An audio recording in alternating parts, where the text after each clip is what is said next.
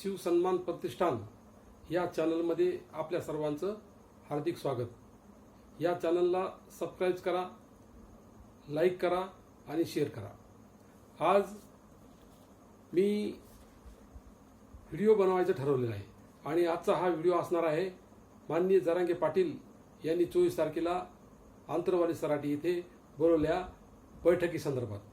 ही बैठक यावेळेस या संदर्भाने महत्त्वाची आहे की गेल्या 7-8 महिन्यापासून आपल्या महाराष्ट्रामध्ये जरांगे नावाचं वादळ घोंगावत आहे आणि ह्या जरांगे नावाच्या वादळानं संपूर्ण मराठा समाज ढवळून काढलेला आहे. कधी नव्हती तेवढी एकी, कधी नव्हता तो समाज एका आवाजात बोलू लागलेला आहे.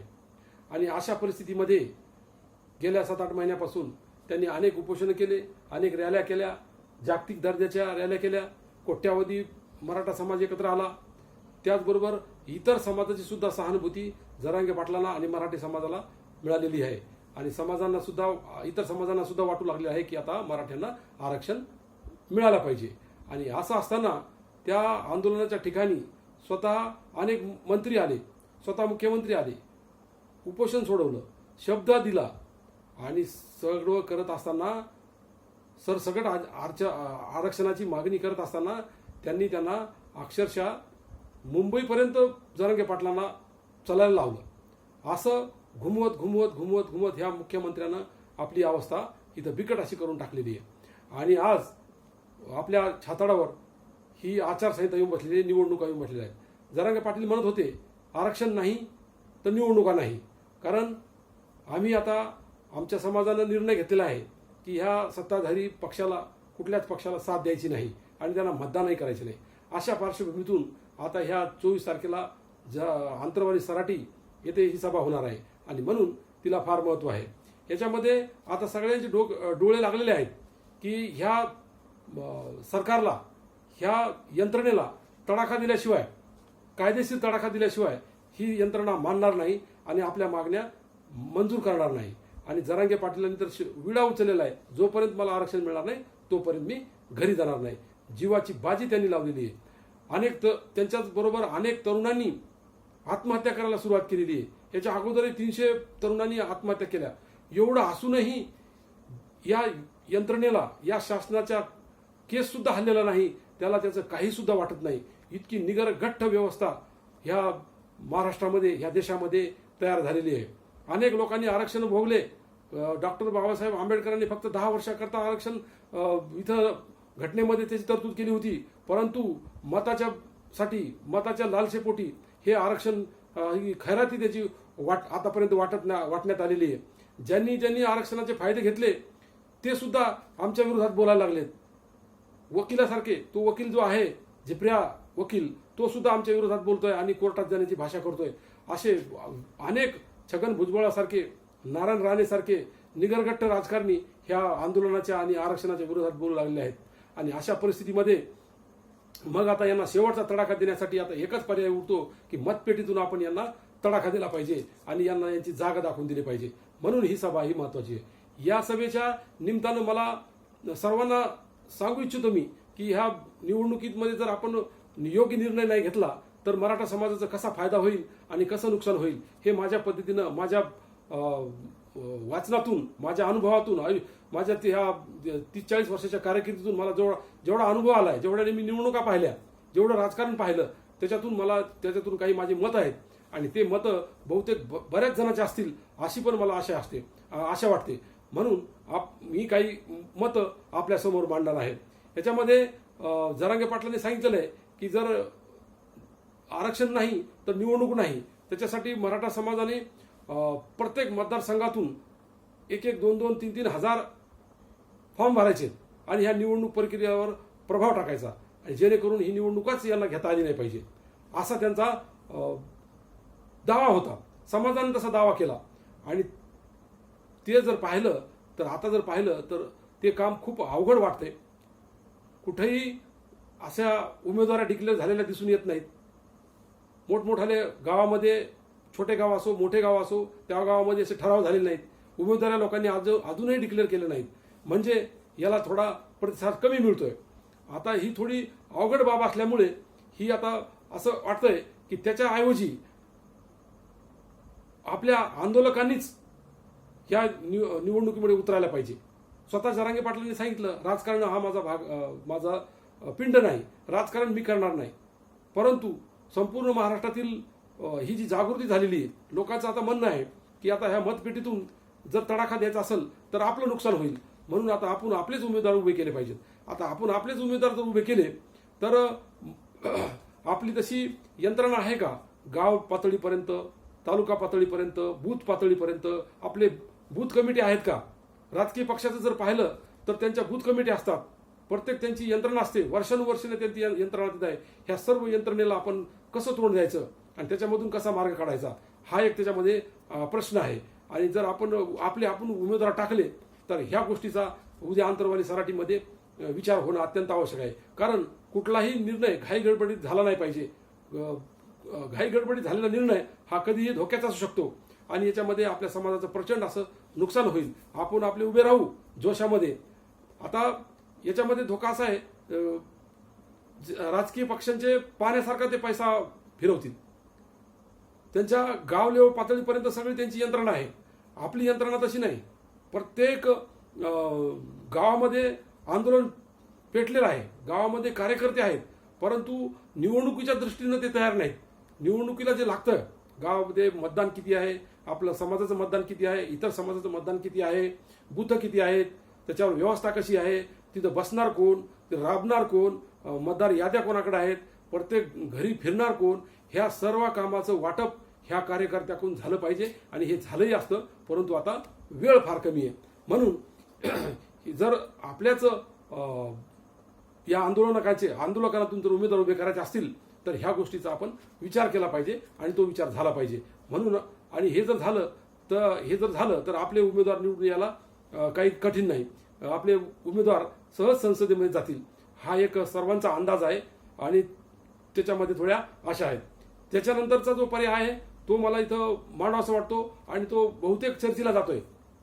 ज्या समविचारी संघटना आहेत, जे समविचारी पक्ष आहेत, जे जरांगे पाटलाला मानतात, असे जे संघटना आहेत, उदाहरणार्थ प्रकाश आंबेडकरांचे पक्ष आहे, माननीय बच्चूभाऊ कडू यांचा पक्ष आहे, प्रहार संघटना आहे त्यांची, त्याच्यानंतर शेतकरी संघटना आहे खोत साहेबांची, आणि अजून काही संघटना आहेत.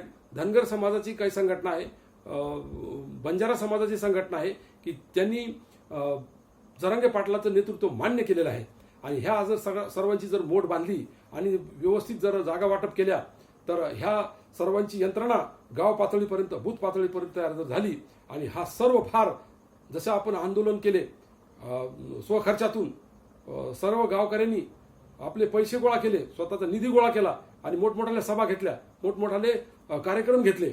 आता जिल्हा किंवा एखाद्या सभेच्या ठिकाणी हे शक्य झालंय, काही दानशूर लोक तिथं आलेत, परंतु प्रत्येक गावाच्या ठिकाणी हे होईल का याची चाचपणी झाली पाहिजे. याच्यासाठी एक 2-4 दिवसाचा अवधी आपण ह्या आंदोलनकर्त्यांना दिला पाहिजे.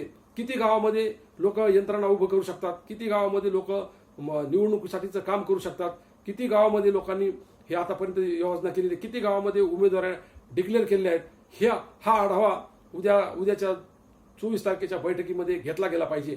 म्हणजे पुढचं पाऊल टाकायला आपल्याला सोपं जाणार आहे. त्याच्यानंतरचा जो पर्याय आहे, चौथा पर्याय जो आहे तो आघाडीशी चर्चा करायला पाहिजे. कारण आघाडीनं आपल्याला बरंच अनुकूल वातावरण इथं दिलेलं आहे. आघाडीनं बऱ्याच गोष्टी आपल्या, परंतु त्यांनी ओबीसी मधून आपल्याला आरक्षण द्यावं, ओबीसी मधून आपल्याला 50% आत आरक्षण द्यावं. सगळं मराठा समाज, सगळे आंदोलक, जरांगे पाटील बोलत होते, सगळे माध्यम बोलत होते, परंतु यांच्या आघाडीतल्या आमदारांनी किंवा पक्षानं सुद्धा ही बाजू मांडलेली नाही. म्हणून त्यांच्याशी जरी चर्चा झाली तर आपल्याला तिथं आपल्याला न्याय मिळेल असं वाटत नाही.